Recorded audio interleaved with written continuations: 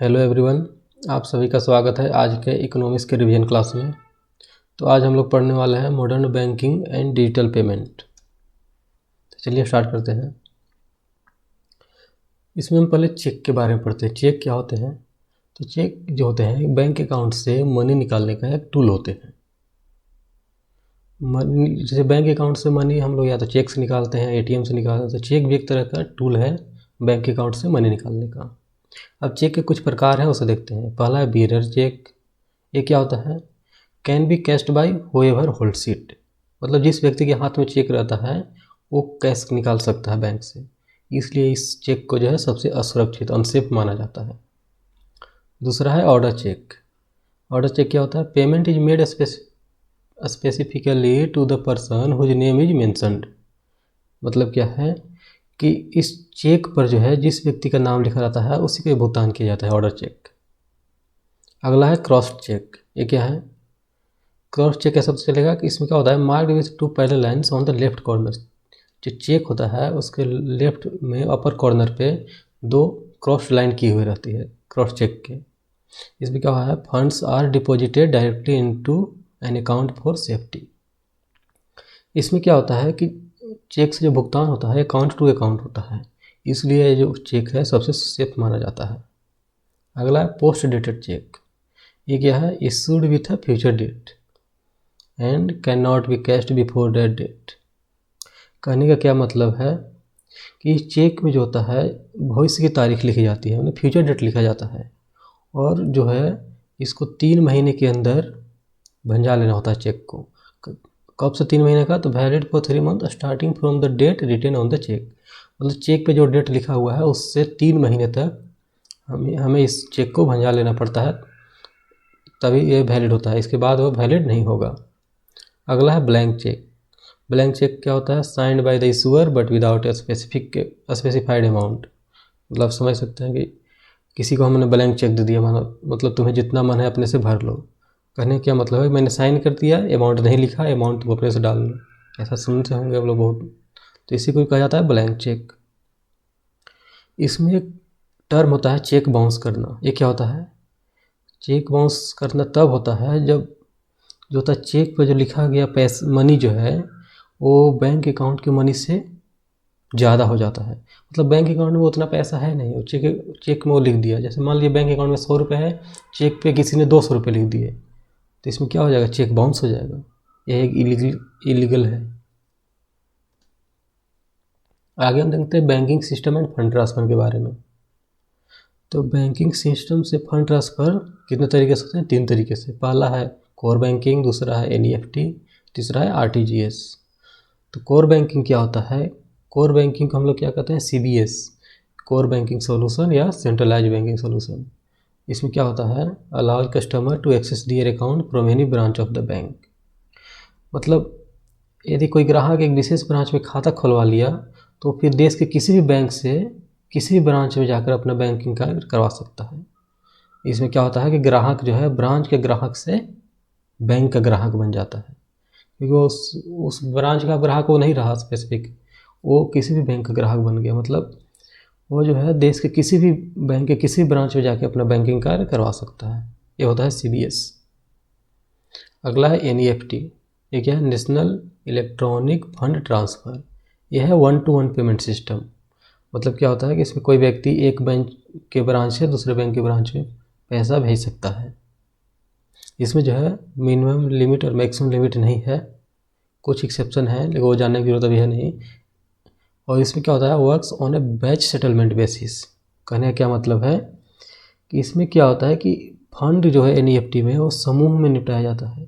जैसे बहुत सारा फंड है तो उसको कुछ समूह में बांट दिया जाता है और उसको एक विशेष समय पर पास किया जाता है। अगला can not B use for direct foreign money transfer. NEFT का यूज जो है ना तो एनईएफटी यूज करके ना तो विदेशों में धन भेज सकते हैं, ना ही विदेश से धन मंगवा सकते हैं। आरटीजीएस क्या होता है? Real time gross settlement. ये होता है use for high value transactions.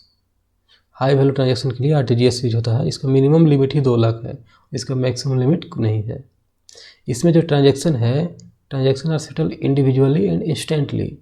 NEFT में आप लोगों ने क्या देखा? बैच सेटलमेंट होता है, लेकिन इसमें क्या होता है?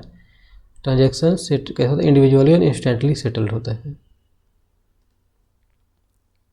आगे हम बात करते हैं बैंकिंग कोड्स की and international transverse.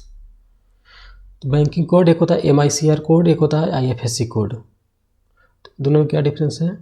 MICR code 9 digit के होते हैं, IFSC कोड 11 कैरेक्टर का होता है, जो कि अल्फ़ा न्यूमेरिक होते हैं। अल्फ़ा न्यूमेरिक कहने का मतलब इसमें अल्फ़ाबेट एंड नंबर दोनों मिक्स रहते हैं। MICR का फुल फॉर्म क्या है? Magnetic ink character recognition. 9 digit का कोड होता है। साथ ही आइडेंटिफाई बैंक ब्रांचेज। MICR के कोड से हम लोग किसी बैंक का ब्रांच आइडेंटिफाई कर सकते हैं। और IFSC का फुल फॉर्म क्या होता है? Indian financial system code.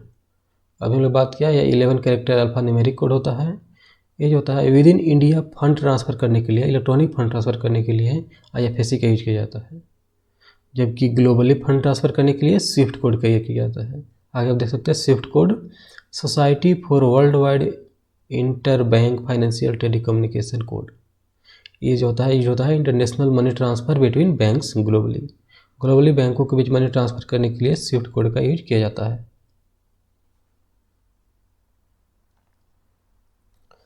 आगे हम देखते हैं ATM एंड डेबिट कार्ड्स के बारे में। तो ATM का फुल फॉर्म क्या होता है? Automated teller machine. इसका इन्वेंशन जो है जॉन शेफर्ड बैरोन ने 1967 में किया था। ATMs के भी कुछ टाइप होते हैं। पहला है बैंक ATM। ये क्या होता है? Owned and operated by the bank. मतलब एक बैंक ATM को ऑन्ड भी बैंक करता है एंड ऑपरेट भी बैंक करता है। और इसमें क्या होता है कि इस ATM पे जो है बैंक अपना लोगो लगा देता है। और वाइट लेवल ATM क्या होता है? Owned and operated by non banking entities. मतलब नॉन बैंकिंग जो फाइनेंशियल इंस्टीट्यूशन है उनके द्वारा वाइट लेवल ATM यूज किया जाता है एंड ऑपरेट किया जाता है। इस पर जो है किसी भी बैंक का लोगो नहीं लगा रहता है। अगला है माइक्रो ATM। माइक्रो ATM कहने का क्या मतलब है? जो है स्वाइप मशीन आप देखे हुए छोटा सा जो होता है, इसमें क्या होता है? पॉइंट ऑफ सेल सर्विसेज इसका यूज होता है। अब डेबिट कार्ड की बात करते हैं। तो डेबिट कार्ड जो होता है डायरेक्टली लिंक्ड होते हैं बैंक अकाउंट से। डेबिट कार्ड पे क्या होते हैं? 6 डिजिट कार्ड नंबर होते हैं, 16 डिजिट सॉरी। डेबिट कार्ड का नंबर कितना होता है? 16 डिजिट कार्ड नंबर होते हैं। इसके ऊपर एक्सपायरी डेट लिखी होती है, साथ ही इसके पीछे में 3 डिजिट का CVV कोड लिखा होता है। CVV क्या होता है? Card verification value. आगे हम देखते हैं क्रेडिट कार्ड्स हैं रुपए के बारे में। तो क्रेडिट कार्ड क्या होते हैं? Issued based on bank trust. मतलब बैंक जो है जिस अपने कस्टमर पर विश्वास करती है उसी को क्रेडिट कार्ड इशू करती है। इसमें जो होता है provides a pre approved loan limit typically 25K to 3 lakhs। मतलब इससे जनरली जो है 25,000 से 3 लाख के बीच में प्री अप्रूव्ड लोन देते हैं क्रेडिट कार्ड से।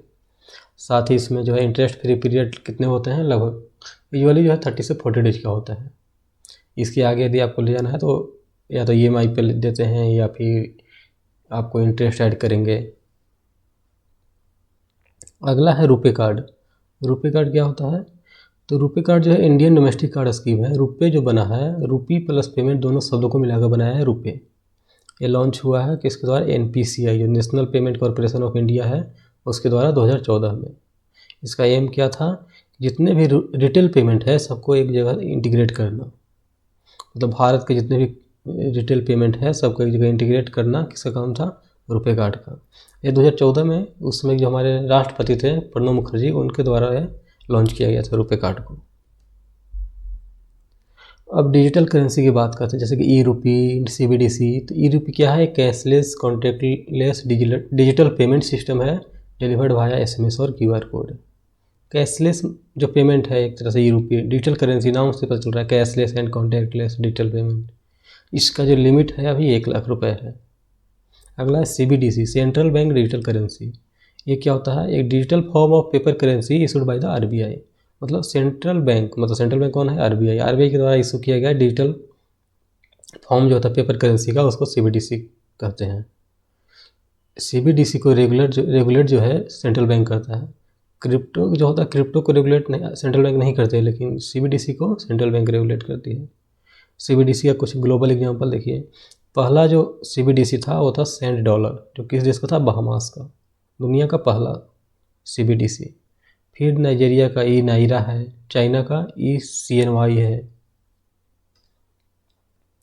अब हम लोग कैप्चा कोड के बारे में पढ़ते हैं। तो कैप्चा कोड का फुल फॉर्म क्या होता है?